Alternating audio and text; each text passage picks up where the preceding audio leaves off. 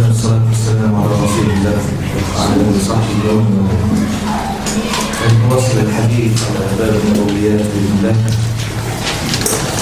بعدما تحدثنا عن المعاملة وصفات الواجبات الصفات الواجبة في حق الأنبياء والرسل عليهم السلام جميعا. ولما نقول الصفات الواجبة هي الصفات التي لا تنفك عنهم أبدا. المقصود بالواجبة في حق الأنبياء هي عدم الانفكاك، لأن انفكاك صفة أو تخلف صفة من الصفات يطعن في شرعية الرسالة. لذلك هذه الصفات التي سنراها هي صفات ملازمة للأنبياء لا تنفك عنهم أبدا، وهذا بمقتضى النقل الشرع وبمقتضى العقل كذلك. والدليل على صدق الأنبياء كما تحدثنا، الدليل على صدقهم هي المعجزات، فهم مؤيدون بالمعجزات التي تدل على صدق دعواهم وصدق ما جاءوا به. ولذلك فلكل نبي معجزة، وتحدثنا وأن المعجزات تنسجم مع ظروف البعثة التي بعث فيها النبي.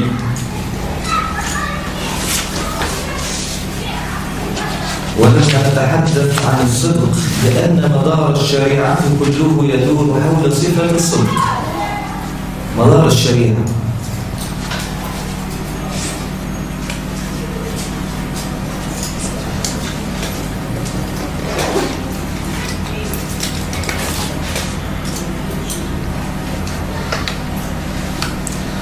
ودليل صدق الأنبياء هي المعجزة المشاهدة أو المنقولة، لأن من نقل إليه الخبر كمن شاهد الخبر، من نقل إليه الخبر كمن شاهده. لذلك نحن نتحدث مثلا على التاريخ ونحن لم نشهده، لأن هذا التاريخ نقل إلينا، فالنقل للخبر هو بمثابة المشاهد للخبر. إذا فالذين شاهدوا المعجزة بأعينهم والذين سمعوا بالمعجزة هم في التكليف سواء، لأن السامع كالشاهد إذا كان النقل متوفرا فيه الشروط المعلومة والمعروفة، إذا نقل الخبر عن شاهد عنه. إذا فالصفة الأولى هي الصدق.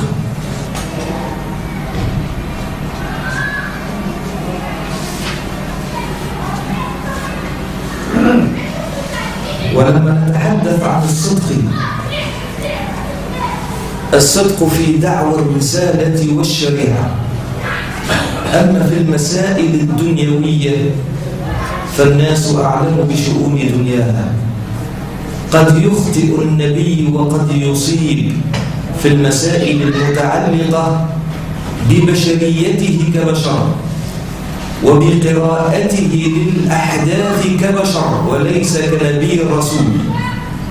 ولذلك الصحابة استطاعوا أن يميزوا من خلال معرفتهم برسول الله ما هو الجانب النبوة والرسالة ليأخذوه سمعا وطاعة، وما هو جانب البشرية فيه ليناقشوه ويراجعوه صلى الله عليه وسلم. إذا فلما نتحدث عن صدقهم هو فيما يتعلق بالشريعة والرسالة، أي في إخبار الله له. أما فيما يتعلق بشؤون الحياة فقد يراجع النبي في ذلك، والأحداث كثيرة التي تدلل على مراجعة الصحابة لرسول الله صلى الله عليه وسلم، مثل غزوة خيبر. أهذا منزل أنزلكه الله أم هي الحرب والرأي والمكيدة؟ فقال بل هي الحرب والرأي والمكيدة، فأشار على رسول الله بموضع آخر فنزل عنده رسول الله. في غزوة أحد أراد النبي أن يكون القتال داخل أسوار المدينة، إلا أن الصحابة أشاروا عليه بالخروج خوفا من أن يقال وأن الصحابة قد جبوا، فنزل عند رأيهم. كذلك في مسألة تأبير النخل، أنتم تعلمون ذلك، ولكن حديثه عن تأبير النخل لم يصل فيه رسول الله، لأنه أعطى رأيه كبشر. ولذلك لابد أن نميز بين جانب البشرية فيه وبين جانب النبوة والرسالة في رسول الله لما نتحدث عن سيرة رسول الله صلى الله عليه وسلم. لذلك لما سألوه بعض الآيات قال سبحان ربي ما كنت إلا بشرا رسولا، جمع بين البشرية والرسالة. فهذا هو شخص رسول الله، نميز بين بشريته وبين رسالته كنبي الرسول. إذا لما نتحدث عن صدق رسول الله فيما يتعلق بإخباره عن الله في المسائل الدنيوية فقد يراجع رسول الله في بعض المسائل، بل هو نفسه صلى الله عليه وسلم كان يستشير، ولا يستشير رسول الله فيما هو شرع وما هو أمر من ربه، حتى كانت الاستشارة ديدن رسول الله فيما يتعلق بشؤون الحياة. وأنتم تعلمون أنه مبدأ من مبادئ السياسة الشرعية في الإسلام هي الشورى. مبدأ من مبادئ السياسة العامة والكلية هي الحرية، العدالة، المساواة، الشورى. هذه 4 مبادئ تقوم عليها السياسة الشرعية. فكانت الشورى مبدأ من مبادئ الحكم في الإسلام، ومن علمنا الشورى هو رسول الله عليه الصلاة والسلام بأمر من ربه بأن يستشير الأمة. فالأمة لا تستشار فيما هو شرع، وإنما تستشار فيما هو يتعلق بالمصلحة العامة للمسلمين. كيف نحقق المصلحة؟ ما هي الوسائل التي تؤدي بنا إلى تحقيق المصلحة؟ هذا يدخل في ضمن الاجتهاد والنشاط العقلي للإنسان. إذا فلما نتحدث عن صدق رسول الله فيما يتعلق بالشرع والرسالة، هذه نقطة مهمة، لأن كثير تلتبس عليه هذه المفاهيم ويجعل من رسول الله هناك نوع من الإفراط وهناك نوع من التفريط في دراسة شخصية رسول الله صلى الله عليه وسلم. الإفراط هو أن نجعل من رسول الله صلى الله عليه وسلم وكأنه رب معبود. ولذلك سيدنا أبو بكر نهى الأمة عند وفاته صلى الله عليه وسلم، وذلك الارتباك الحاصل للصحابة عند سماعهم بوفاة رسول الله، حتى أن سيدنا عمر على رباطة جأشه كاد أن يختل عقله، بل اختل عقله. كيف لسيدنا عمر أن يرفع السيف في وجوه الصحابة؟ هل يمكن لمسلم؟ ولكن لأنه وصل إلى درجة الإغلاق. السلام عليكم. أهلا بك. أهلا بك. الله يفتح عليك. الله يبارك فيك.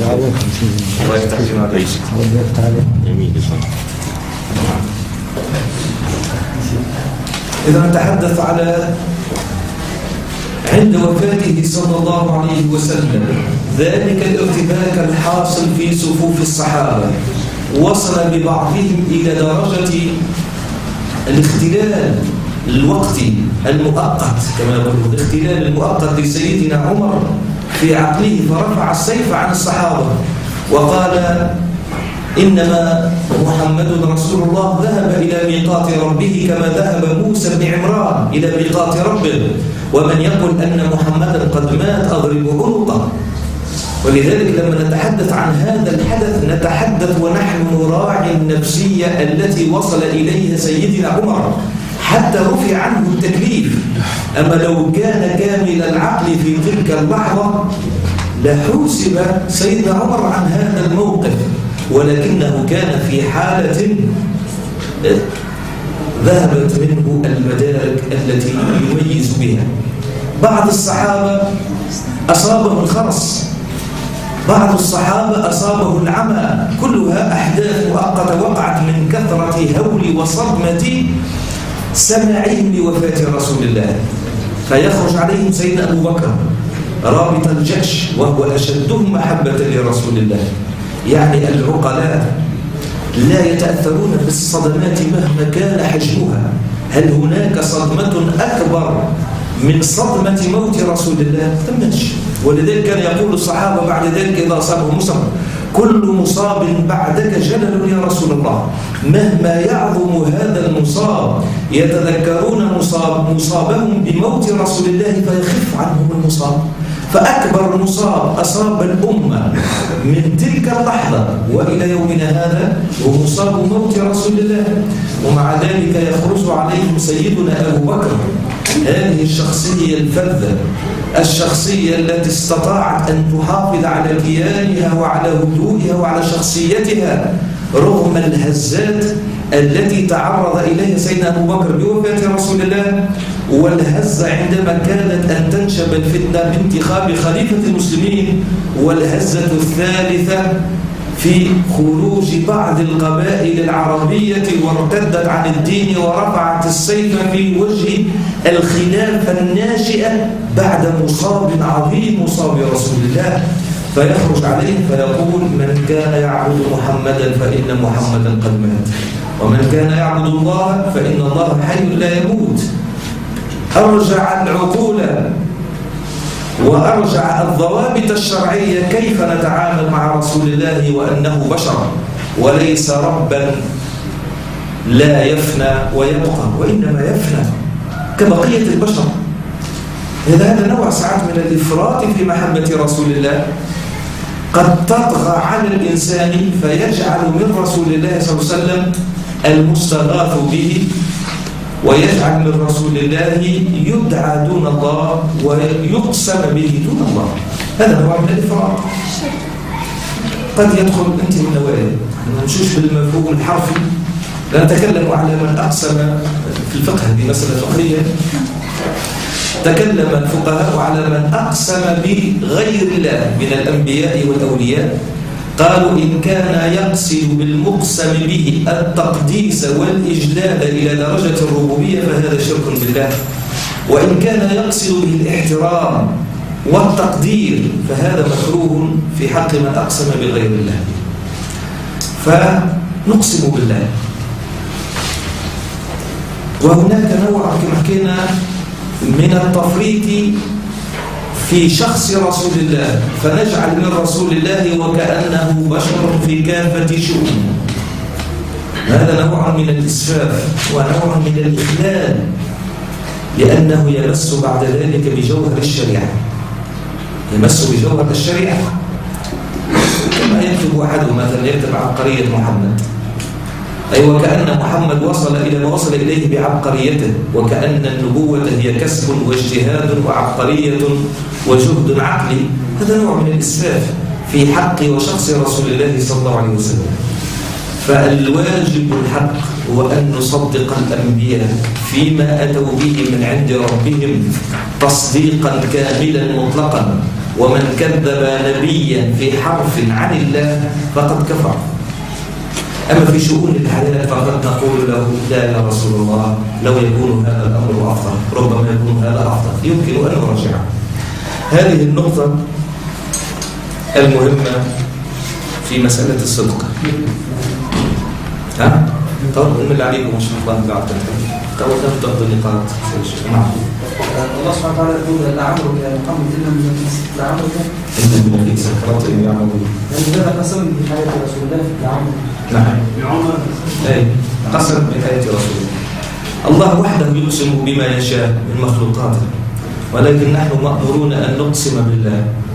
ولكن الله سبحانه وتعالى أقسم بالسماء، وأقسم كما تعرفون بالنجوم، وأقسم بالطور، وأقسم بالليل، وأقسم بالشمس، وأقسم إلى غيره من القسم. فالله يقسم بما يشاء من مخلوقاته، والقسم بمخلوقاته هي فيه إشارة ودلالة على أن نوجه الأبصار والأذهان إلى ما أقسم به الله لأن في المقسم به من عند الله آيات ودلائل على وحدانية الله وعلى وجود الله سبحانه. الصفة الثانية من صفات الأنبياء التي لا تنفك عنهم كذلك هي صفة الأمانة. صفة الأمانة، وعبر بعضهم عن صفة الأمانة بالعصمة، هناك من عبر عنها بالعصمة وهناك من عبر عنها بالأمانة.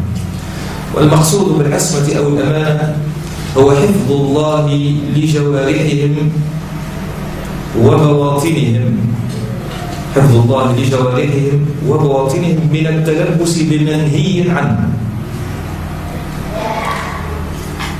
من التلبس بمنهي عنه، ولو كان هذا المنهي عنه مكروها، ولو كان هذا المنهي عنه مكروها،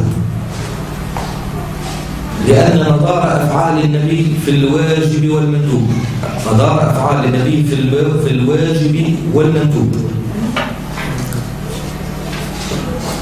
وإذا صدر عن النبي خلاف الأولى أو هو ما هو مكروه فهو للتشريع وليس لأنه ارتكب مكروها، وإنما للتشريع، كما ثبت عنه صلى الله عليه وسلم أنه شرب قائما وجالسا، ولكن يستحب الشرب جالسا، فشربه صلى الله عليه وسلم قائما للتشريع لجواز ذلك، وأن من شرب قائما لم يفعل حراما. كتب ولي صلى الله عليه وسلم قائما وجالسا، وإن كان التبول قائما فيه كراهة لأنه قد يصيب الإنسان ببعض الخبث، ولكن صدوره منه صلى الله عليه وسلم للتشريع وعلى جوازه، وأنه من تبول قائما لم يفعل حراما. إذن فالمسائل التي في حكمها الشرعي وأنها خلاف الأولى أو هي مكروهة فعلها رسول الله عليه الصلاة والسلام ليس من حيث أنها مكروهة، وإنما للتشريع، وبما أنها للتشريع تصبح في حقه صلى الله عليه وسلم واجبا، أي فعل واجبا ولم يفعل مكروها ليبين للناس وأن هذا الفعل ليس حراما. إذا ففعله لذلك هو للتشريع وليس لأنه أراد أن يفعل مكروها. فمدار أفعال رسول الله عليه الصلاة والسلام وكل الأنبياء هي في الواجب والمندوب.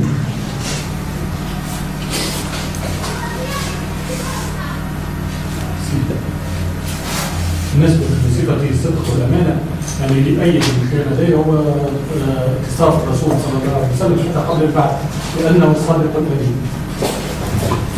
هذه النقطة نذكرها إن شاء الله بعد هذا الحديث، هي وأن عصمة رسول الله والأنبياء، عصمة رسول الله والأنبياء قبل النبوة وبعدها،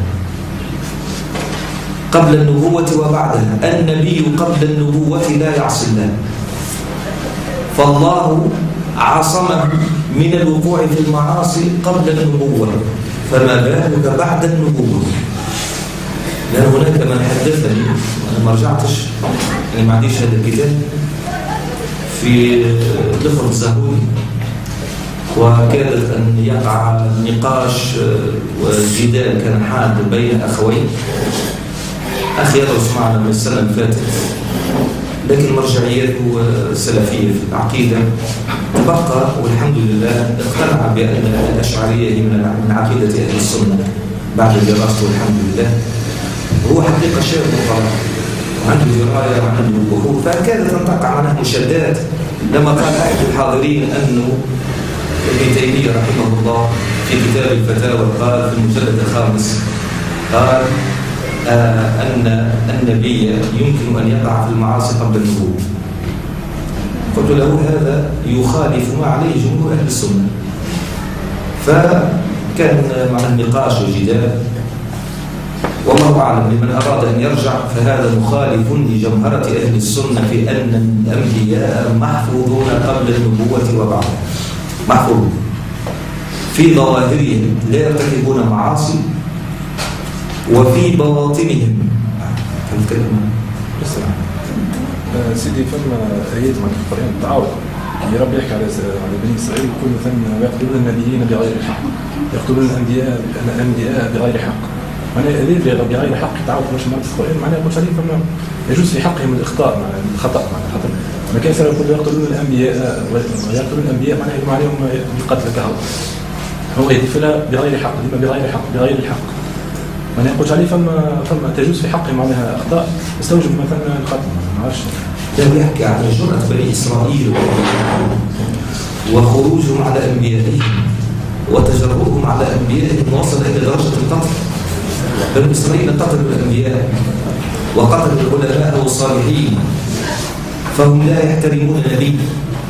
ولو نقرأ التوراة المحرفة الموجودة اليوم نجد جرأتهم على الله قبل الأنبياء أنهم حرفوا التوراة إلى درجة وأنهم يقولون وأن الله تصارع مع يعقوب مصارعة فغلب يعقوب ربه فعندهم خرافات. نعم يحرفون الكلمة عن مواضعه. سيدنا موسى عليه السلام قبل سفر الجمال قتل شخصا في مصر فأين يتنزل هذا الأمر؟ طيب هو احنا قبل أن نتحدث عن موسى يمكن أن نتحدث وعصى آدم ربه فغوى. نتحدث عن معصية آدم ولكن لو ترجع إلى كتب العقائد وتنزل هذه المسألة ضمن هذه الضوابط العقائدية نستطيع أن نجد تفسيرا لذلك كما قال علماؤهم. قالوا وأن آدم عليه السلام عصى ربه ظاهرا ولكنه مأمور باطنا. كيف شديد؟ ويمكن أن ندلل على ذلك بقصة الخضر عليه السلام. أعماله الظاهرة منهي عنها حتى أن موسى أنكر عليه ما فعله لأن موسى خاطبه بالشرع لأن أفعال الخضر عليه السلام لا تنسجم مع الشرع وإنما هي معاصي ولكن الخضر كان مأمور باطنا وما فعلته عن أمري. إشكالية أخرى إشكالية الجبر والاختيار. لا هذه مسألة متعلقة ليس بعموم الناس. ما جيش عموم الناس اليوم يرتكب معصية ويقول وأن تلك المعصية هي مؤولة بكذا لأن حسب معرفتي ودراستي للتصوف وجدت بعض هذه المسائل دخلت على بعض شيوخ الصوفية.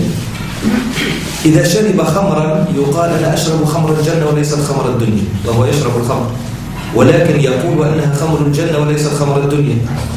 فهذا لا يليق وهذا لا يجوز بالضوابط الشرعية لأن الأوامر لابد أن تكون منسجمة ظاهرا وباطنا. لكن في حق الأنبياء وإحنا لما نصل إلى مسألة التبليغ هو ما أمر الله به نبيه أن يبلغه وهناك ما أمر الله به نبيه أن يكتمه فهو مأمور بتبليغ ما أمر به من الله وبكتمان ما أمر به من الله ولا يكتم الشرائع والرسالة. لكن هناك خصوصيات ولذلك قال صلى الله عليه وسلم لو تعلمون ما أعلم أي هناك أشياء لا نعلمها لماذا لم يبلغها لنا رسول الله وإنما هي من خصوصية. هل أن رسول الله لا يعلم ليلة القدر؟ إذا كان بعض الصالحين يمكن أن يدركوا ليلة القدر فهل أن بمقام وشرف رسول الله لا يعلم ليلة القدر؟ حتى قالت أمنا عائشة يا رسول الله فإن أدركتها فما أقول فيها أي يمكن للإنسان أن يدرك ليلة القدر؟ بل أكثر من ذلك هل أن الساعة مخفية عن رسول الله؟ هو أعطانا التفاصيل الدقيقة متى ستقوم الساعة وآخر إنسان في الأرض كيف سيكون حاله أعطانا التفاصيل الدقيقة فهل غاب عنه موعد ولكن ذلك مأمور بكتمانه لا تأتيكم إلا بغتة. أعطانا الأمارات والعلامات من خلال العلامات التي والشرائع التي وضعها لنا رسول الله يمكن أن نعرف الساعة متى ستكون ونحن اليوم نجزم أن الساعة ما زالت لأن الإشارات والأمارات أشراط الساعة لا تزال لم تكتمل بعد. قد تكون هذه من خصوصيات رسول الله.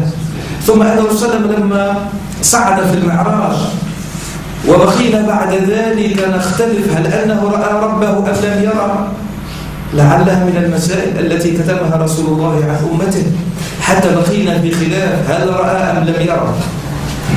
إذن فلما نتحدث عن الأنبياء سمحت ملاحظة بسيطة، نخص سيدنا آدم عليه السلام معصيته في الجنة، يعني يسمى هناك من يرى أنها معصية في الجنة لا يحق فيها تكليف، ليس ذلك مناط تكليف. يعني لا نستطيع أن نتحدث عن معصية هو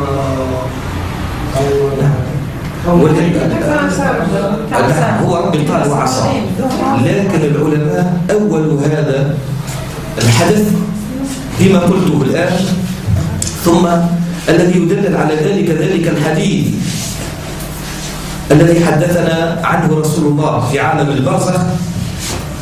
تقابل موسى مع آدم وجادل موسى آدم، ولكن آدم حاج موسى بمحاجات أسكتت، حاج آدم موسى بمحاجات أسكتت موسى عليه السلام. فلما لامه عن معصيته ونزولنا إلى الأرض قال أتلومني عن حدث قد قدره الله علي قبل أن أخلق ب1000 عام؟ فسكت موسى. إذن فهو مأمور. علاش مأمور؟ ليتمم مراد الله بالنزول إلى الأرض، موضع الاستخلاف. هو في باطنه مأمور ولكن في ظاهره معصية. ولذلك إبليس عليه اللعنة لم يعلم وأن فعل آدم هو أمر باطني، ولكن في ظاهره معصية واستجابة لإبليس، حتى يفرح إبليس وأنه يمكن أن يتسلط على بنيه بعد ذلك، كأنها إشارة إلى أن بني آدم قد يرتكبون المعاصي بإغواءات إبليس، ولكن أن لنبي أن يرتكب معصية ويتوجه إلى معصية ويعلم أنها هي معصية. ثم هناك من قال وأن آدم عليه السلام تأول هذا الحدث أو هذه المعصية، تأولها تأولا، والتأويل حتى وإن وقع في الخطأ فله بذلك أجر. إذن فليست معصية آدم كمعاصي بني آدم، وإنما هي معصية من نوع يليق بمقام النبوة. أولها معناتها هي أولها من مقصد أولها يعني ساعات قد يؤول مسألة معينة ولكن تأويله قد يجانب به الصواب. هناك من قال بأنها تأويل من آدم عليه السلام. شيخ سيدنا آدم أنت قلت مأمور، ولكن هل الله يأمر بشيء ثم يستتاب عليه آدم؟ لكن آدم تاب، وانت قلت الخضر مع تعمل أعمال في ظاهرها معصية ولكن في باطنها، لكن آدم تاب، الخضر ما تابش. الخضر أصر على رأيه وقال إني أعلم ما لا تعلم سيدنا موسى، لكن آدم تاب بعد لأن خطأ. نعم. الأخ كم سؤال الأخ بعد لما الإخوان يقولوا الكبار في الشعراء يقولوا لي آدم ما كانش في جنة المأوى، كانت جنة خاصة بآدم، ولذلك علاش إبليس يوسوس فيها وصلنا كذا. ويقولوا لي القول اللي إبليس أخرج منها ما هوش من الجنة، من زمرة الملائكة، لأنه كان يسمى طاووس الملائكة. يمكن أن نفهم يعني بعد هو أنه ما حدث مع سيدنا آدم في الجنة والمعصية والغيرة هي صحيحة بمشيئة إلهية، ولكن الغاية منها هي تربية لسيدنا آدم وإعدادا له لحمل رسالة الاستخلاف. نفهم هكايا معناتها انه يوريه العدو نتاعو كذلك من خلال معناتها مسافه بينه وبينه، يوريه العدو نتاعو اللي باش يكون معناتها مجاباته في الارض.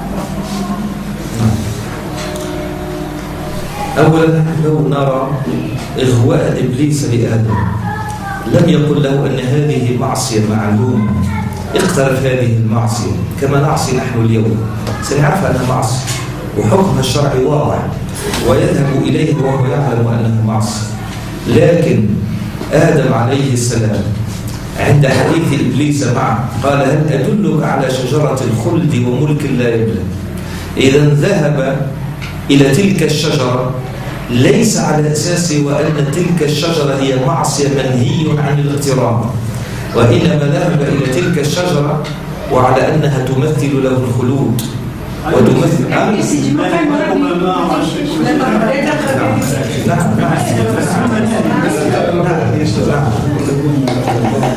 قلنا وأن آدم عليه السلام لما نتحدث عن حديث إبليس مع آدم قالوا هل أدلك على شجرة الخلد وملك لا يبلى؟ إذن فذهب آدم إلى تلك الشجرة طلبا للخلد والملك، وهي فيها نزعة بشرية تحركت في باطن آدم عليه السلام، النزعة البشرية التي تميل إلى الخلد وتميل إلى الملك. هذه النزعة البشرية التي تولدت من آدم عليه السلام بقيت في ذريته وستبقى إلى يوم القيامة، نزعة الخلد والملك. ثم أن المعصية التي قام بها آدم كما ذكر الأخ هي عن نسيان، والنسيان هو من المسائل التي ترفع الكلفة عن صاحبها. إذن فمعصية آدم عليه السلام قال فيها العلماء كما حدثتكم وأنها أمر باطني ولكنها معصية ظاهرة، أمر باطن ولكنها معصية ظاهرة. سيدنا يونس عليه السلام هو خرج من قومه رغم لربي لم يأمره بذلك، وبعد صارت القصة لو لم يكن من المسجدين للبث في بطنه إلى يوم يبعثون، واستغفر معناها طيب أنا أزيد ندقق في المسألة هذه. الاعتقاد الذي يجب أن يكون أولا وأن النبي لا يعصي النبي، لا يرتكب معصية وهو يعلم أنها معصية، لا يرتكب. ولكن بالنسبة لآدم قلنا هو أمر باطني ولكنها معصية ظاهرة. يبقى كيف هو الأمر الباطني؟ هذه مسألة تبقى سر بين الله وآدم عليه السلام، حتى كما حكينا يحقق آدم مراد ربه بأن نخرج من تلك الجنة إلى الأرض التي سيكون عليها الاستخلاف. إذن فآدم فعل فعلا ينسجم مع مراد الله ويريده الله سبحانه. ثم أن الآية كما ذكر الأخ قال فنسي ولم نجد له عزما. إذا كانت بنسيان وليست بإقدام وجرأة على ارتكاب المعصية، فنسي ولم نجد له عزما فخرج آدم من أولي العزم من الرسل. إذا فمعصية آدم ليست كمعاصي عموم الناس. هذا إذا كان يصح في شأن الصالحين والعارفين وأولياء الله الصالحين، كما جاء وقيل في المثل المعروف حسنات الأبرار سيئات المقربين. إذا كانت حسنة في شأن أنا الضعيف المتلبس بالمعاصي لكن عند غيره هي سيئة، والأمثال في ذلك كثيرة. نحن تطرأ علينا الغفلة، والغفلة من شؤون الناس، لكن هناك من لا تطرأ عليه الغفلة أبدا ويجعل الغفلة التي ليست في حكمها الشرعي معصية بالنسبة في شأنه وحقه. إذا كان أحدهم يقول في بعض الأبيات وهو يتحدث عن شخص رسول الله أن رسول الله لا يغيب عنه، ما يغيبش عنه رسول الله، أي لا تغيب عنه تعاليم رسول الله أبدا. إذا كان قال هذا الصالح أو العارف قال والله ما طلعت شمس ولا غربت إلا وذكرك مقرون بأنفاسي، ولا شربت لذيذ الماء من ظمأ إلا وجدت خيالا منك في الكاس، ولا جلست إلى قوم أحدثهم إلا وكنت حديثي بين جلاسي. هذا إذا وصل إلى هذا المقام بحيث لا يغيب عنه رسول الله في الخلوة والجلوة، فكيف بشأنه في حق الأنبياء؟ نحن نغفل وغفلاتنا عديدة وكثيرة، لكن لا نتفطن لذلك ونقول إنما هي ساعة بساعة ونأخذ ذلك الحديث روحوا على أنفسكم. هناك من لا تتروح نفسه إلا في ذكر الله وطاعة الله، ونحن نأخذ عن ترويح النفس وأن نخرج باش نتفرهد وأخرج إلى المنتزهات وإلى البحار وإلى غير ذلك. كل يفهم مراد رسول الله حسب مقامه وحسب إيمانه وحسب درجته، وهذا كذلك يجعلنا نفهم حقيقة الأنبياء والنبوة. كلما استنارت القلوب كلما فهمنا معنى النبوة والنبي وما يجوز وما يستحيل في حق النبي. النبي لا يعصي أبدا، هذه عقيدة، لأن إذا قلنا وأن النبي يعصي ولا ثم إشكال في التشريع، يولي ثم مس في التشريع. وذلك علماءنا قالوا الكلام اللي قلته الأول يبقى بعد ذلك كيف نفهم الكلام، كيف نؤول الكلام. لما قالوا أنه عصى معصية ظاهرة ولكنه باطنا مأمور، وهذه احنا حتى في حياتنا العادية ممكن نعرفها. وممكن قد يأتي ملك أو رئيس أو أمير يأمرك في السر بأشياء ولكن تفعل الظاهر أشياء للوصول إلى مراد الأمير، وهذه إذا كانت نستبيحها في الشؤون السياسية. في الظاهر فوق الطاولة نحكيه شيء وفي الكواليس ثم شيء ونقول تلك هي سياسة ويجوز ذلك، فما بالك المسألة متعلقة بالنبوة؟ فالنبي لا يعصي عقيدة، لا يعصي. ونتأول، قال هكا علماء، نتأول معصية في ظاهرها معصية للنبي نتأولها، لا نقول أنها معصية. فالأنبياء محفوظون، هذه العصمة والأمانة، محفوظون ظاهرا من التلبس بمنهي عنه ولو كان مكروها، وحفظهم في بواطنهم، قلوبهم محفوظة، قلوبهم ونفوسهم محفوظة من الحسد والكبر والعجب والرياء والحقد وهذه الأمراض القلبية. هل تجد نبيا يحمل حقدا في قلبه أو رياء في قلبه أو عجبا في قلبه؟ محفوظون. نحن حتى وإن تخلصنا ظاهرا من المعاصي فقد نتلبس بها باطنا، قد نتلبس بها باطنا. وتعرف هذه مسألة كذلك، علاش العقيدة لابد أن تطعم بالجوانب التربوية والسلوكية لتعطي العقيدة مرادها الصحيح. العقيدة كنا ناخذوها بالمسائل النظرية، أنا الأولاني نحير في بعض المسائل، أحكي لك بصدق يمكن نحير وأتوقف لو ناخذوها بالمسائل النظرية، ولكن نحاول أن ندلل على المسائل العقدية بمسائل أخرى روحانية باش نفهم بعض المسائل بعض الأشياء. نعم، تعملنا حقيقة العقيدة وتعطينا فهم كذلك لبعض سلوكيات الأنبياء. نحن لما نتحدث عن المعاصي في علم التربية وعلم السلوك يقسموها إلى قسمين: معاصي في عالم الكثافة ومعاصي في عالم اللطاف.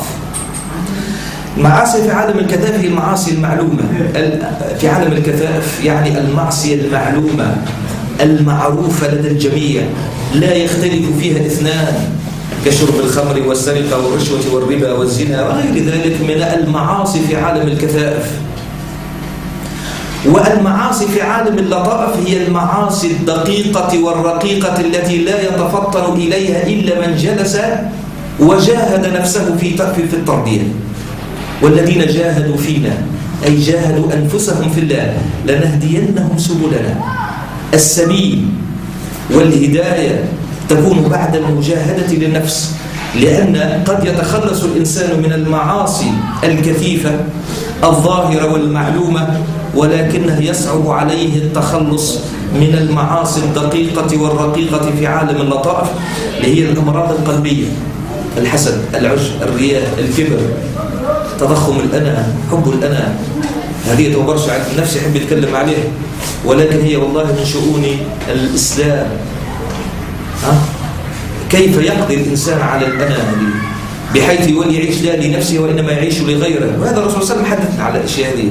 لا يؤمن أحدكم حتى يكون هواه تبعا لما جئت به، ولا يؤمن أحدكم حتى يحب لأخيه ما يحب لنفسه. إيش معناها؟ يعني لابد للأنا أن تذوب في إطار المجتمع المسلم. تصبح المصلحة العامة هي مصلحتك أنت، المصلحة التي تهم المسلمين هي تولي هذيك هي مصلحتك. إذن فيصبح المسلم لا يبحث عن مصلحته الخاصة الشخصية الذاتية، وإنما يبحث عن المصلحة العامة. هذا علاش؟ لنتخلص من الأمراض في عالم اللطائف. نحن حتى لما نخدم الأمة ولا نخدم المجتمع ولا نخدم المصالح العامة، في الوقت نفسه نخدم مصالحنا الشخصية. ديما الأنا حاضرة، وحضور الأنا يشوش على الإنسان صفاءه، ويشوش على الإنسان وجهته نحو الله. يولي يحط ربي يحط روحه منه، يولي يسعى لذاته ويسعى إلى ربه. احنا مشكلتنا مشكلة أن ما نحبوش نسيبه، نحب ربي في جهة وأنفسنا في جهة. حقيقة ما نجمناش نسيبوها النفس، نجم نسيبوها ديما شادين. يا ربي هني منا وشوية معك، شوية لله وشوية لعبد الله. هذه موجودة عندنا، شوية ربي وشوية زاد ليانا.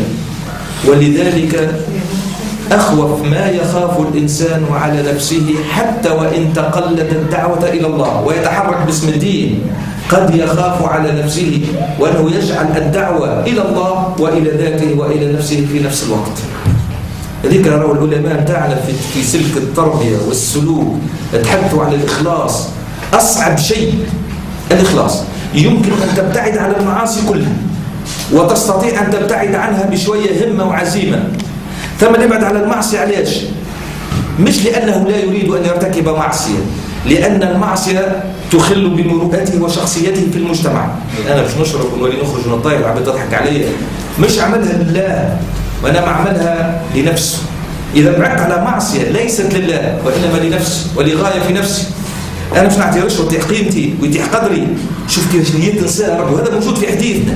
هذا دليل على الغفلة التي نعيشها وعلى انغماسنا في المعاصي. حتى ولو بعدنا على المعصية رانا نلنا إثما أكبر من المعصية التي سنرتكبها، وهي الشرك والعياذ بالله. وهذه موجودة في حياتنا. أنا مش نعطي لفلان شكون هو، مش نعطيه، فهمت؟ تدخل وليست لله. فالنبي محفوظ حتى في باطنه. لن تجد نبيا يحمل حقدا ولا حسدا ولا رياء ولا عجبا، ما عندوش العجب في نفسه. إذا كان هذا الصالحون وصلوا بمجاهداتهم النفسية إلى أن تخلصوا من الأمراض القلبية ويبقوا دائما جاعلين حارس على القلب، حارس لا يفتر لا ينام ولا يهدأ له بال.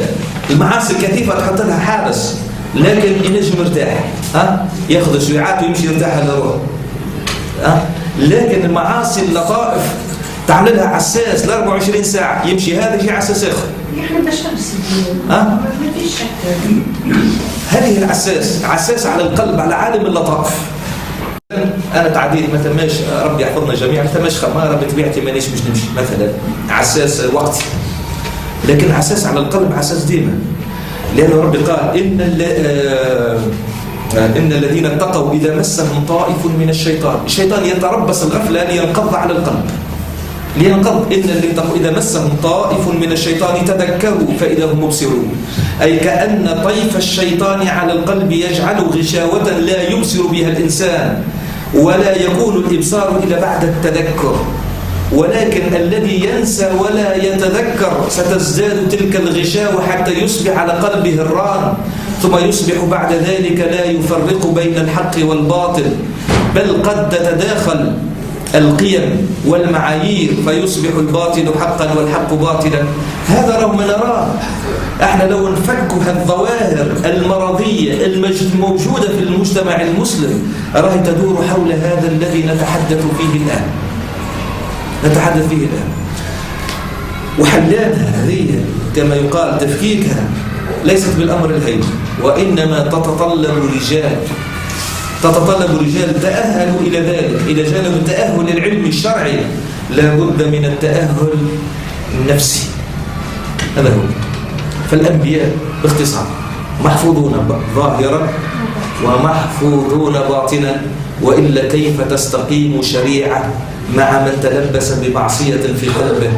كيف يمكن؟ لو كان رسول الله صلى الله عليه وسلم في قلبه شيء لأخفى أتخشى الناس والله حق أن تخشى في زواجه بزينب زوجة زيد بن حارثة، وكان زيد بن حارثة يسمى بزيد بن محمد، كان متبنى حتى جاء النهي عن التبني، ما كان محمد أبا أحد من رجالكم ولكن رسول الله. فجاءه الإذن من ربه بأن سيتزوج زينب، حتى وقع الخلاف بين زينب وزيد، فجاء زيد يشكو زينب إلى رسول الله فقالوا أمسك عنك زوجك واتق الله، ورسول الله يعلم بخبر من ربه وأنها ستكون زوجته، ولكن استحيا رسول الله أن يتعجل أمر ربه حتى يتنزل القرآن حياء منه من رسول الله عليه الصلاة والسلام، ليس معصية وإنما حياء، لأن الآية لم تتنزل بعد، ما أخفاهاش، وأول ما تنزلت أظهرها وأمر بها. فلو كان في رسول الله كتمان لما يبلغه عن ربه لكتم هذه الآية، كيف يتزوج في عرف الناس زوجة ابنه. فالأنبياء مقامهم فوق أن نتصور، ولكن نعتقد ونسلم ونقول سبحان الله الذي أوجد بشرا كالأنبياء. نعم. الدليل على الأمانة هو قوله تعالى أولئك الذين هدى الله فبهداهم اقتده. قال فبهداهم، الآية تدل على العموم، أي أن كل ما يصدر من النبي هو هدي، كل ما يصدر من النبي هدي، فلا نميز بين ما يصدر من النبي، ولا يليق بأن نجعل تصرفات الأنبياء على كفتي ميزان لنرجح هذا الفعل فنجعله راجحا أو مرجوحا، فكل ما يصدر من النبي هو هدي من ربه.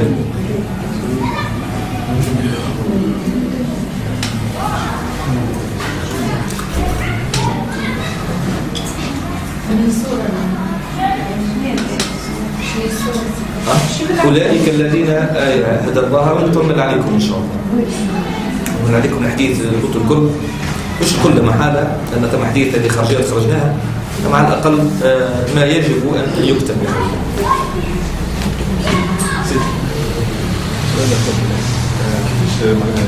كيفاش يكون الإنسان مكلف وهو معصوم؟ كيفاش التكليف معناها كيفاش إذا كان الإنسان معصوم كيفاش يقع عليه التكليف معناها ليش مكلف؟ الفرائض كهذا النبي مكلف بالتبليغ. لا مكلف بالتبليغ أي كعامة الناس معناها إيه مكلف، لكن عنده النبي عنده خصوصيات استثناءات، والاستثناءات يوضحها رسول الله للناس. من ضمن الاستثناءات صوم الوصال، رسول الله كان يصوم أيام متتالية يصل الليل بالنهار. جاءوا الصحابة حبوا يقتادوا برسول الله، نهاهم عن ذلك، قال إنما يطعمني ربي ويسقيني. صوم الوصال اللي عبوا عليه الآن يضرب الجوع، هكذا صوم الوصال، هذا صوم الوصال نهى عليه رسول الله عليه الصلاة والسلام. الاستثناءات الأخرى أن قيام الليل رسول الله واجب في حقه، واجب. الرسول صلى الله عليه وسلم عنده تكاليف شرعية كيفنا، لكن عنده استثناءات. أنه قيام الليل واجب، لكن بالنسبة لنا احنا مندوب. شورى مكلف بالسنة عنه. نعم مكلف بالشورى والسلم وشاورهم بالأمر. الخصوصيات الأخرى لرسول الله عليه الصلاة والسلام خصوصيات واستثناءات كزواجه بتسع نساء كخصوصيات لرسول الله عليه الصلاة والسلام، لكن رسول الله مكلف، ولكن أفعاله لا تدور إلا في ما هو واجب ومندوب، لا يفعل حراما بل ولا يفعل مكروها، بل أن المباح في حقه رسول الله هو مندوب. المباح المكروه يفعله ولكن لغاية للتشريع للتشريع يخطئ النبي إن أخطأ ففي المسائل الدنيوية، مسائل الدنيوية ليست في المسائل المتعلقة بالتشريع، في المسائل الدنيوية. مثلا حادثة الأعمى، حادثة الأعمى هي ليس خطأ في التشريع، وإنما في ترتيب الأولويات كما يقال. ترتيب الأولويات. رسول الله عليه الصلاة والسلام كان طامعا في إسلام سادة قريش، لأن بإسلام سادة قريش ستسلم قريش كلها.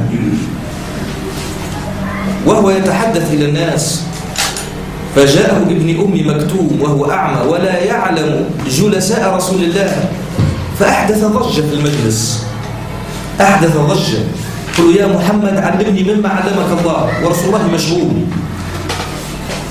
كما نقول احنا الآن في مؤتمر سادات قريش معه وهو يحدث عن الإسلام، ولكن جاء عتاب ربه له وهو عتاب الحبيب لحبيبه، ليس العتاب كما نفهم نحن الآن.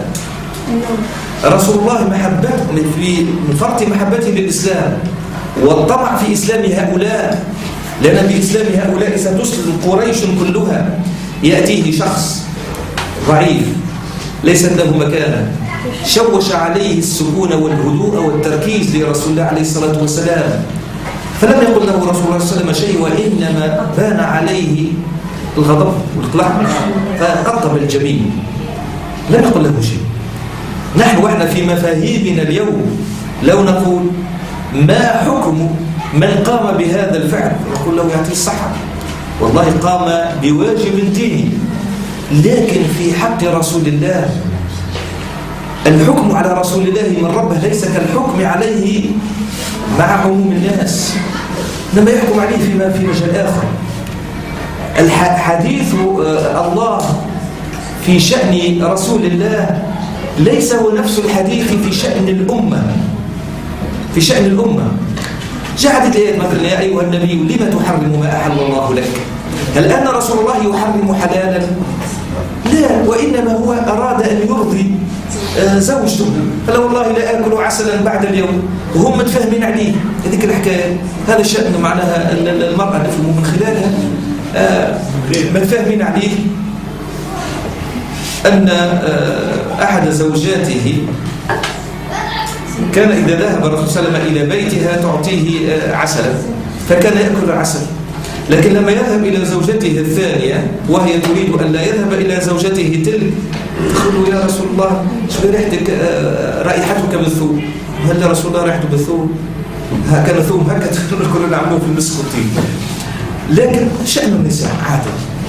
فقال لإرضاء زوجته والله لا أكله بعد اليوم. هكا هو أنا مش راضيك، أنا ما عادش ناكله الأحسن هذا.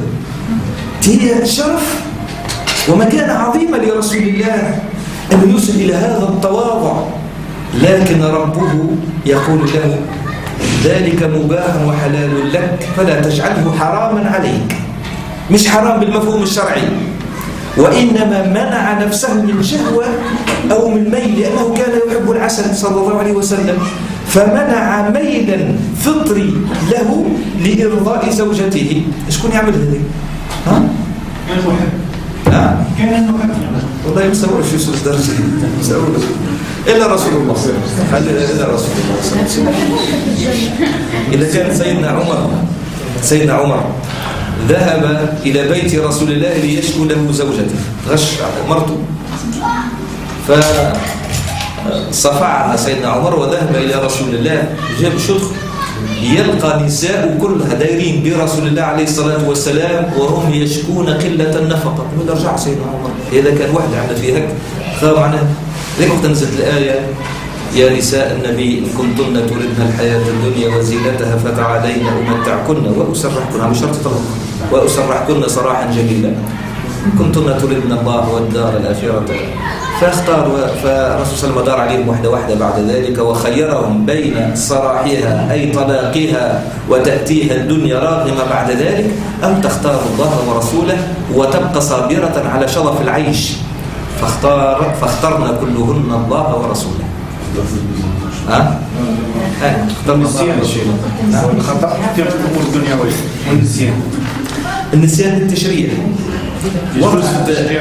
النسيان للتشريع كيفاش وقعت رسول الله عليه الصلاة والسلام في الصلاة وأنساه ربه ذلك، أنساه أن الرسول صلى الله عليه وسلم صلى ركعتين فرد السلام فقال ذو اليدين أقصرت الصلاة يا رسول الله؟ قال لا.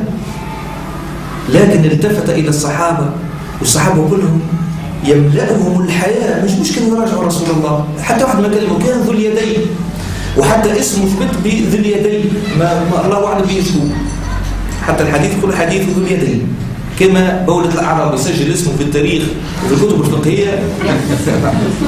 الواحد كيفاش يسجل بصمة في الحياة، واحد يبدو ما هو أعلم وساعات يتنساه ويمشي، واحد ببولة يسجل اسمه. نعم. الدنيا لا تسمع عند الله جناح بعوض. بدون الأمثال حتى بعوض.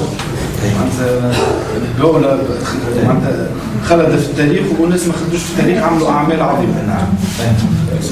شيخ بالله عندي معناتها ملاحظة صغيرة.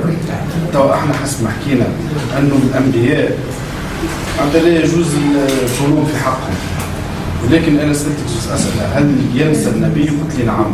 وهل يخطئ النبي؟ قلت لي نعم، في الأمور الدنيوية. لو كان نجي نشوفوا ما يظهر أنه خطأ أو ذنب بحق النبي سنجدهم في هذين البابين. إما نسي في أمور معناتها تنجم تكون شرعية كما سيدنا آدم لتشريع أشياء، وإما أن يكون أخطأ كسيدنا موسى، معناتها ما همش ذنوب. والرسول صلى الله عليه وسلم يقول: رفع عن أمتي، معناتها فماش ذنب، رفع عن أمتي الخطأ والنسيان وما استكرهوا عليه. نعم نعم، الله يفتح عليك. نعم، لذلك قلنا قد ينسى رسول الله، هي الأفضل كلمة ينسى رسول الله.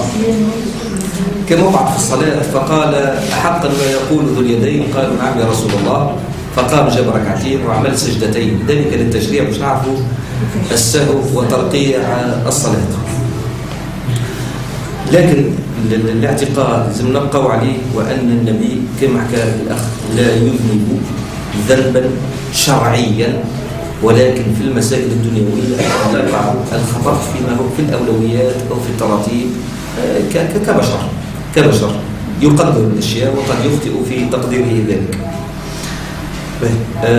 الصفة الثالثة هي صفة التبليغ، وإحنا حكينا عليها في خلال الحديث هذا. الصفة الثالثة من الصفات صفة التبليغ، هذه في شأن الرسل وليست في حق الأنبياء. هذه خاصة هذه الصفة بالرسل، والمقصود بالتبليغ هو تبليغ ما أمروا بتبليغه للخلق، ما أمروا بتبليغه للخلق. قلنا هذه الصفة هي خاصة بالرسل. أما صفة الأمانة وصفة العصمة كذلك للأنبياء، الرسل والأنبياء، أهل الأنبياء والرسل.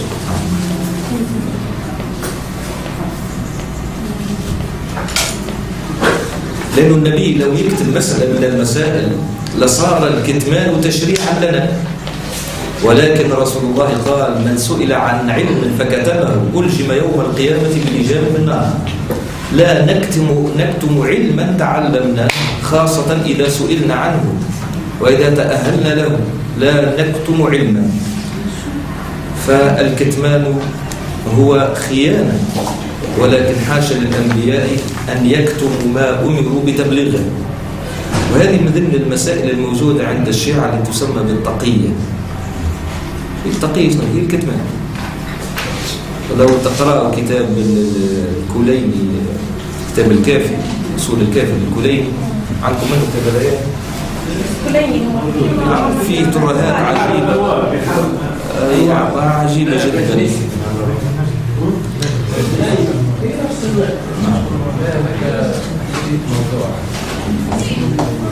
ويكفي أن القرآن الكريم صرح وشهد بأن رسول الله بلغ ما أنزل إليه من ربه، وكان ذلك في حجة الوداع عند الوقوف على جبل عرفة. نزل عليه قوله تعالى: اليوم أكملت لكم دينكم وأتممت عليكم نعمتي ورضيت لكم الإسلام دينا. إذا اكتمل الدين باش بتبليغ رسول الله، فلو كتم شيئا لما اكتمل، ولكن شهد الله له بأن الدين اكتمل. وفي خطبته في حجة الوداع كان يتكلم ويقول: ألا هل بلغت؟ فيقول الحضور نعم يا رسول الله، فيقول: اللهم فاشهد. بل قالها ثلاثا يشير بالسبابة إلى السماء، ثم ينكت بها إلى الناس قل اللهم فاشهد اللهم فاشهد اللهم فاشهد. فشهد الحضور على تبليغ رسول الله في حجة الوداع، والحاضرون في حجة الوداع كما ورد في كتب السير أكبر عدد 120,000 كانوا حاضرين في خطبة رسول الله في حجة الوداع. ولذلك تعتبر الخطبة لرسول الله هي من الأحاديث المتواترة، لأن شهدها الجم الغفير من الناس. وذلك كان يقول يا أيها الناس، ما قالش علاش ما قالش يا أيها المؤمنون، كان يقول أيها الناس لأن هناك من ارتد بعد وفاة رسول الله. فكان رسول الله عليه الصلاة والسلام بوحي من ربه يعلم أن فيه من سيرتد، لذلك كان يقول يا أيها الناس أيها الناس أيها الناس، والذي يقول في حين أنهم كلهم حاجين معه واقفين على عرفة، لأن هناك منهم من سيرتد بعد ذلك والعياذ بالله. الصفة الرابعة هي الفطانة. الفطانة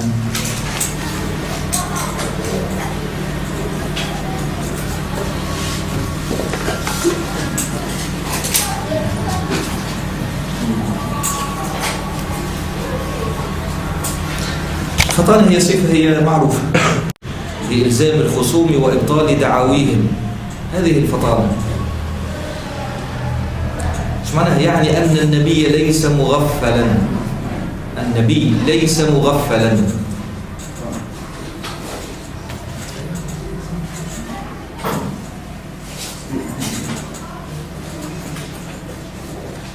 وتعرفوش علاش هذه يحتاجها الداعية في كل زمان ومكان هذه الصفة، إلا أن الأنبياء كما حكينا الصفات لا تنفك عنهم. احنا ربما ساعات واحد تصير يكون مغفل في بعض الأشياء يعديها عليه شخص هكا ولا يعديها عليه، أو يجي في حوار ساعات يجر إلى نقطة يريدها الخصم، لكن النبي ليس مغفلا حتى يجر إلى ما يريده الخصم. ما عندهمش صفة هذه المغفل. السلام عليكم قالوا عليكم. أي ليس تدل على فطانة رسول الله، على التيقظ. الفطانة هي من صفات الأنبياء لإفحام الخصم وللتأكيد على صدق ما يدعو إليه،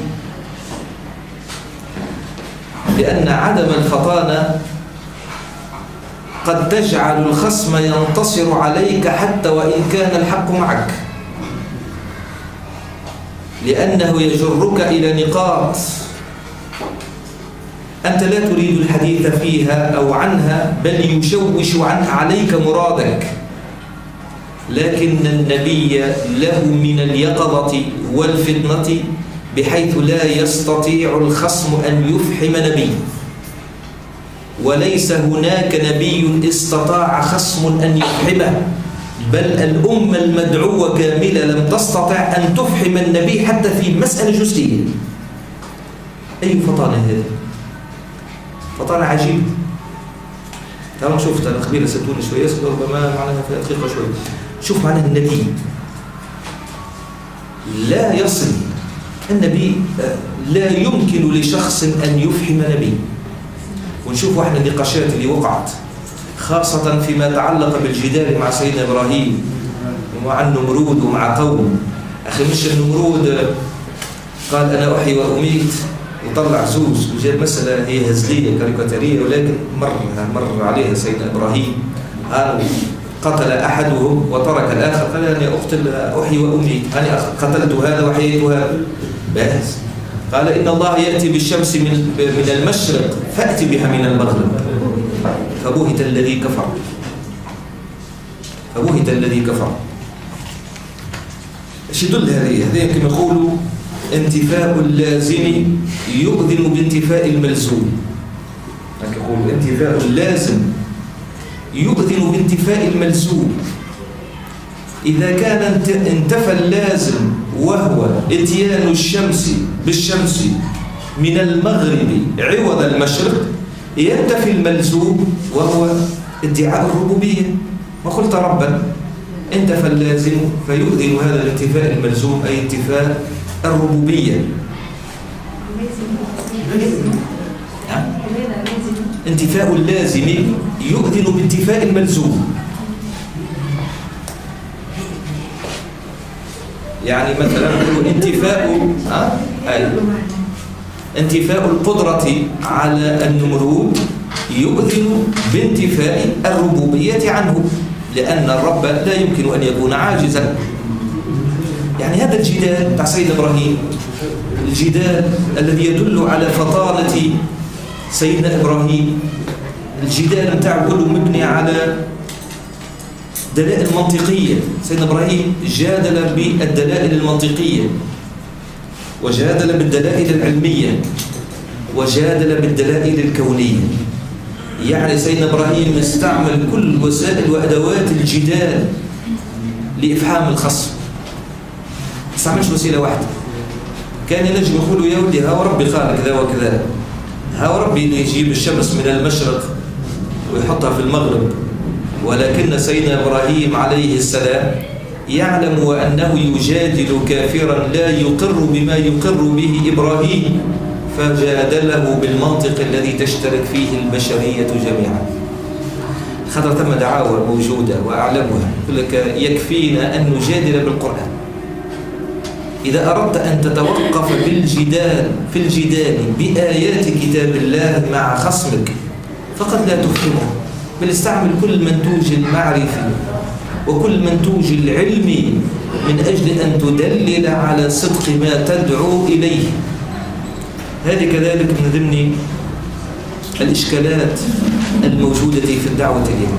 يعني دراستنا لواجبات الأنبياء راه يحتاجها الداعية إن تلبس بالمعاصي كيف يمكن أن يكون داعية، وكيف يمكن أن يثق الناس في دعوته وهو متلبس بالمعاصي.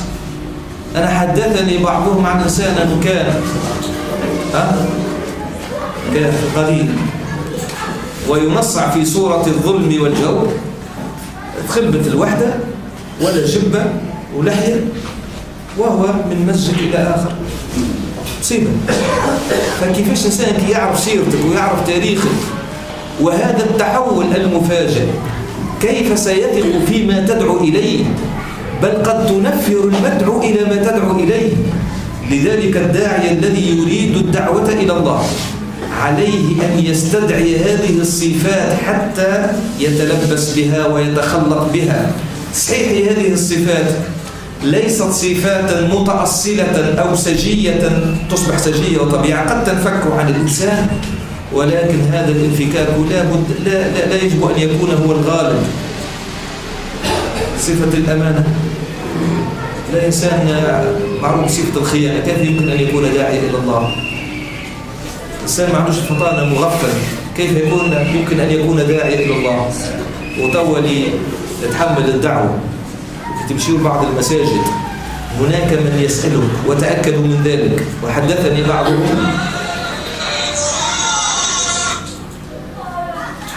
بعضهم عن واحد يسأله سؤال، فلما ذهب إليه ليسأله عن هذا السؤال، علاش سألني هذا السؤال هذا بالذات؟ قال له والله أردت أن أختبرك، حبيت نعرف علمك. هناك من يسألك ليختبرك، وهناك من يسألك ليفهمك، وهناك من يسألك ليبين وأنه عارف، وهناك من يسألك ليعرف. إذا فالداعي المغفل قد يجيب هذا كما يجيب هذا، فلا بد أن يعرف من خلال طرح السؤال ومن خلال ملامح وجه السائل ومن خلال نبرات السؤال ماذا يريد هذا السائل؟ أيريد سؤالا معرفيا أم يريد من خلال ذلك السؤال فتنة؟ أنا حكيت لكم مشيت إلى جامعة ولألقي درس، وكان هذا المسجد فيه خصام وعراك بين من هم سلفية وغيرهم. بعد ما كملت الدرس مع أذان العشاء بقى شوية وقت، فتحت الباب للأسئلة والمقترحات والنقاش إلى غير ذلك، فيسألني أحدهم في مسجد متوتر ليجعلني أنا ضمن هذا التوتر. أنا جيت للتوحيد ولرفع غشاوة الجهل عن هؤلاء الناس حتى يعرفوا كيف يتعامل مع الأدلة، ومن ليست له الأدوات وليس مؤهل يعرف قدره ويسكت ويسمع. فيسألني سؤال: ما حكم الفاتحة على صلاة الجنازة؟ 4 أسئلة و4 ثواني. ما حكم قراءة القرآن قبل الأذان؟ ما حكم دعاء القنوت؟ لأن اللي يصلي بهم عملوا دعاء القنوت في صلاة العشاء. ما حكم دعاء القنوت في صلاة العشاء؟ والله السؤال الرابع من المشاكل هذه. لو كان يجي واحد يحب يجاوب وينسى وأنه هذه أسئلة لا تؤسس إلا إلى فتنة، هو اللي يجاوبك كيف يعمل فيها عريف. الأفضل أن تعرف كيف تجاوب. حتى اللي خرجت من المسجد وجاءني هذا سيد قال: يا فلان راك ما جاوبتنيش. قلت له: جاوبت. أنت ما فهمتش. أنا جاوبت وصحيح جاوبت، لكن الجواب كان مغلف. أنا جاي من غادي باش نحكي على الفاتحة بعد الجنازة، ولا جاي باش نحكي على القرآن واحد. أنا جيت في واحد باش يحكي في قضايا جوهرية في التعامل مع الأدلة، يهبطك للسفاسف الأمور. ثم إشارة، سامحوني طولت عليكم شوية. إشارة أنا قلت على المنبر الجمعة هذه، وإن شاء الله يكون واحد قد أصاب بتلك الإشارة. الله سبحانه وتعالى في الحديث عن فتية أهل الكهف لم يشخص أهل الكهف عددا ولا أسماء، ولم يشخص المكان وأعطانا المكان. علاش؟ لأن التشخيص يذهب عن القرآن مراده. يذهب عن القرآن مراده، لأن قصة أهل الكهف إن لم تتشخص الأحداث عموما في القرآن دليل على أن ذلك الحدث ليس استثناء، وإنما هو سنة بشرية إلى يوم القيامة. وإن تشخص الحدث دليل على الاستثناء. ثم أن الله لما حدثنا عن امرأة نوح وامرأة لوط وامرأة فرعون لم يذكر الأسماء. هذه كذلك فيها إشارة. علاش؟ على أن النبي ليس مسلطا على عقائد الناس، ولا يمكن أن يؤثر على عقائد الناس. لم يؤثر على عقيدة زوجته، بل استقلت زوجته بعقيدة ولم يستطع أن يؤثر. حدثنا الله عن نوح وابنه، هل طلش اسم شكون ابنه شكون؟ حدثنا على نوح باسمه، حدثناش على ابنه إنه ليس من أهلك، انتهى. ولكن لما جاء إلى مريم قال: ومريم ابنة عمران، أعطانا اسمه واسم أبيه، لأن التشخيص يدل على الاستثناء وليست مسألة متكررة. فما وقع لمريم لن يتكرر في تاريخ البشرية بعد. هذه فيها إشارات إلى أن نبعد عن المسائل الجزئية اللي ما فيهاش نص قطعي واضح، أن لا نخوض فيها بالجدال والنقاش، وإنما نبحث عن المسائل التي تجمع الأمة، عن المسائل القطعية والكلية والثوابت من الدين لنتحدث فيها. أما المسائل الجزئية الذي يريد أن يتحدث فيها هو يريد أن يفسد على الدين مرادا. ما بين إسرائيل في البقرة دخل في الجزئيات له. نعم. طيب كهو إن شاء الله. سبحانك اللهم وبحمدك. نعم. ما قلتش علينا المرة الجاية. أي خبر هي صفحتين. صفحة لا المرة الجاية إن شاء الله. سبحانك اللهم وبحمدك نشهد أن لا إله إلا أنت نستغفرك ونتوب إليك. سبحان ربك رب العزة عما يصفون وسلام على المرسلين والحمد لله رب العالمين. جمع جيدا وحسن التقدير.